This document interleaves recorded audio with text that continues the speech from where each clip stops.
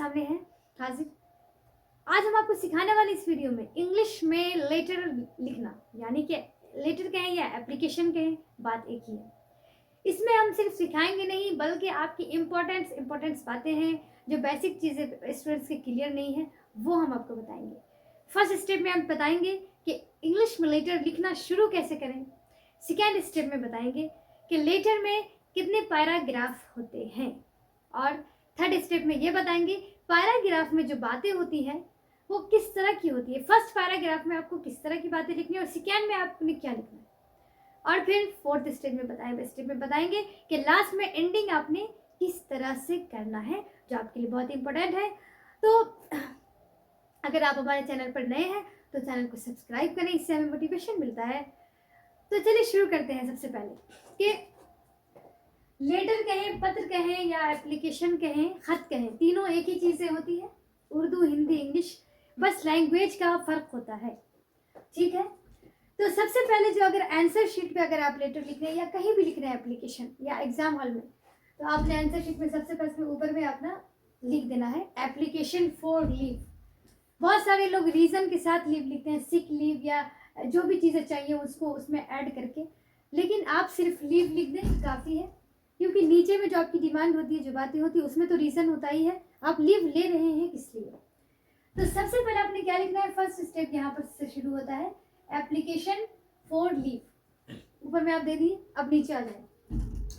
अब इंग्लिश में लेटर लिखना है, शुरू आपने जो करना है वो आपने बाएं साइड से करना है, कहने का मतलब है लेफ्ट साइड से। ठीक है, जैसे कि ये आपका आंसर शीट है, तो आपने जब शुरू करें इंग्लिश लेटर लिखना तो आपने लेफ्ट साइड से लिखना है, और एंडिंग जाकर के आपने करना है राइट साइड में। बहुत सारे लोग लेफ्ट साइड में ही कर देते हैं नीचे, लेकिन ये जो वे है वो और जो देखने में परफेक्ट लगता है वो इसी तरह से लिखता है, नीचे में जाकर के आपने एंडिंग कर देना है राइट साइड में। सबसे पहले नंबर 1 में लिखना है टू। ये इंग्लिश का जो एप्लीकेशन है इसी तरह से लिखता है टू। फर्स्ट स्टेप ये हो गया नंबर 1। सेकेंड में आपने टू के जस्ट नीचे आना है, यहाँ पर आपको कॉमा दे देना है, कॉमा टू के नीचे, फिर द प्रिंसिपल लिखने के बाद आपने कॉमा दे देना है। ये बहुत इंपॉर्टेंट है, ये लिखना ही है आपको। अब आते हैं अगर आप जिस स्कूल में लिख रहे हैं तो आपने स्कूल का नेम दे देना है। थर्ड में आता है वही एड्रेस नेम जहाँ लिख रहे हैं, और अगर आप कॉलेज में लिख रहे हैं तो कॉलेज का नाम, जैसे हमने यहाँ पर लिखा है मिल्लत college Delhi, DPS school Malayalam. ठीक है, कॉलेज में लिख रहे हैं तो कॉलेज नेम, स्कूल में लिख रहे हैं तो स्कूल नेम। सब्जेक्ट सबसे नीचे आते हैं, सब्जेक्ट कहने का मतलब है विषय क्या है, मौजू क्या है, किस पर लिख रहे हैं। तो एप्लीकेशन फॉर लीव, ये आपने अगर आप बिल्कुल नए हैं एप्लीकेशन लिखने में, खासकर 10th वाले जो होते हैं वो बहुत सारे स्टूडेंट बिल्कुल न्यू होते हैं, और इंटर में भी कुछ बच्चे होते हैं ऐसे, तो वो इसको प्रैक्टिस कर लें, आप प्रैक्टिस कर लें, बार बार एकदम लिखना आ जाएगा, बिल्कुल सही से परफेक्शन आ जाएगी आपकी राइटिंग में, लेटर राइटिंग में। और ये सब्जेक्ट एप्लीकेशन फॉर लीव, ये जो पूरी चीज़ें हैं ये आपने कंप्लीट करना ही है। 4 लाइन, 2 सबसे फर्स्ट में, द प्रिंसिपल, उसके बाद एड्रेस जहाँ आप लिख रहे हैं, उसके बाद सब्जेक्ट लिखना है, यहाँ पर आपने लिखना है रिस्पेक्टेड सर, फिर आप नीचे आ जाना है, यहाँ से स्टार्ट करना है रिस्पेक्टेड सर। अब आते हैं कि बातें हम किस तरह से शुरू करेंगे, तो रिस्पेक्ट के साथ शुरू करना है। जैसे आप कहीं पर अपनी बातें रखते हैं ना, तो ऐसे नॉर्मली भी बातें रख सकते हैं, लेकिन अगर पोलाइटली अंदाज में बात रखते हैं उनके सामने एप्लीकेशन में, तो उनकी बात ही अलग होती है, सामने वाले पर पॉजिटिव इम्पेक्ट पड़ता है जब आप पोलाइटली बहुत अच्छे अंदाज में बातें रखते हैं, चाहे लेटर के जरिए और आमने सामने भी, और आपको रिजल्ट भी बहुत पॉजिटिव मिलता है। आप चाहें तो ना भी लिखें, लेकिन जो वे है, जो तरीका है, जो सबसे ज़्यादा बेस्ट वे है वो मैं आपको बता रही हूँ। विद द रिस्पेक्टेड, ये हो गया, कॉमा देना है। अगर आप स्टूडेंट हैं तो आप स्टूडेंट लिख दें, अगर आप स्टूडेंट नहीं है, अगर आप टीचर हैं या कोई नॉर्मली तो लिख दें। देखिए स्टूडेंट लिखेंगे ऐसे, I am a student of class 10, या अगर 12th के हैं तो आपने 12th लिखना है, I am a student of class 10 या 12। अपना नेम मेंशन कर दें, ज़्यादा अच्छा लगेगा, एकदम लेटर दिखने में परफेक्ट लगेगा। माय नेम इज सुहेल, हमने लिखा है सुहेल, आपका जो नाम होगा आपने वही लिखना है, सुहेल नहीं लिखना है। Full stop. I want to say something, देखिए अगर आप अपनी बातों को कहीं पर चाहते हैं ना, कहीं पर खड़े खड़े एप्लीकेशन में डायरेक्ट नहीं अस्सलाम वालेकुम, बस अपनी बातें डायरेक्ट आप शुरू कर देते हैं। सर हम बहुत बीमार हैं, हमारे आपे की शादी है, हमें आपसे छुट्टी चाहिए। नहीं, ऐसे नहीं। रिस्पेक्टेड, विद द रिस्पेक्टेड, मैं आपके स्कूल का स्टूडेंट हूँ, माय नेम इज ये जो हो। Sir I want to say something, मैं आपसे कुछ कहना चाहती हूँ। सामने वालों को बहुत अच्छा लगता है और ये एक तरीका है, सही तरीका। एक्चुअली यानी कि दरअसल, असल में आई हैव सम प्रॉब्लम। अगर आप प्रॉब्लम में है तो प्रॉब्लम लिखिए, अगर कोई अर्जेंट वर्क है तो आप अर्जेंट वर्क लिखेंगे। I have some problem, I am suffering. अगर फीवर है तो I am suffering from fever since yesterday.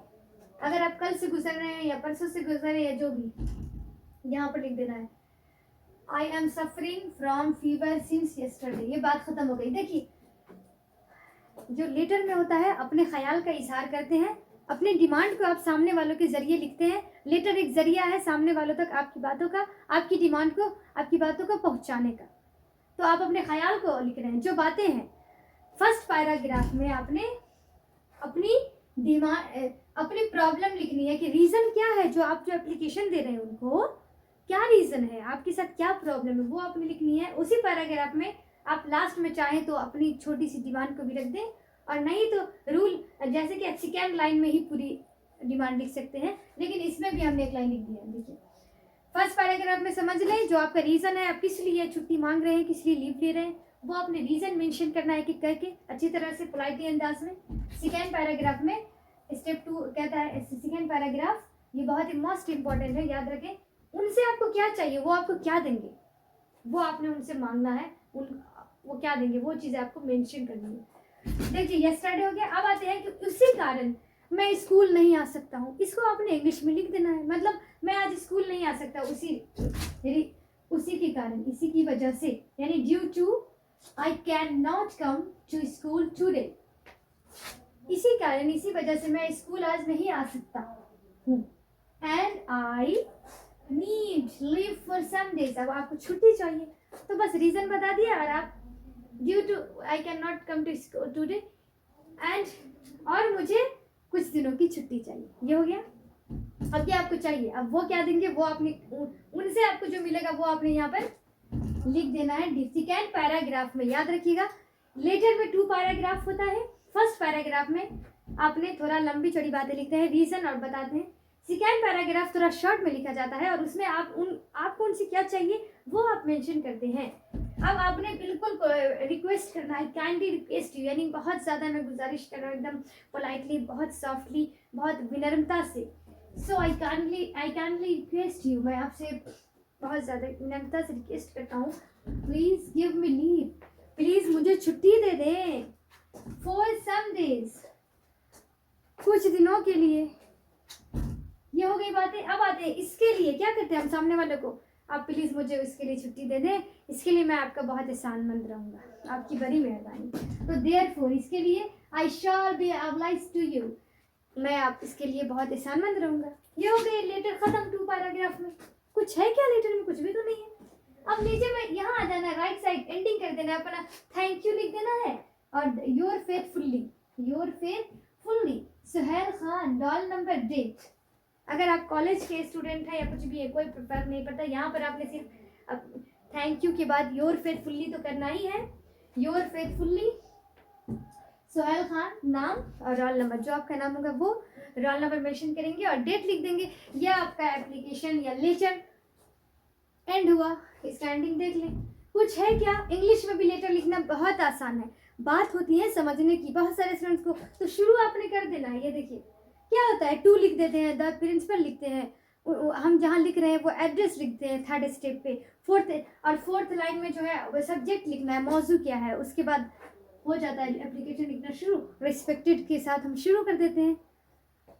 तो मुझे उम्मीद है कि आपको समझ में आ गया होगा, लिखना आ जाएगा, और आप इसको प्रैक्टिस कर लें। एप्लीकेशन लिखना कोई बड़ी बात नहीं है।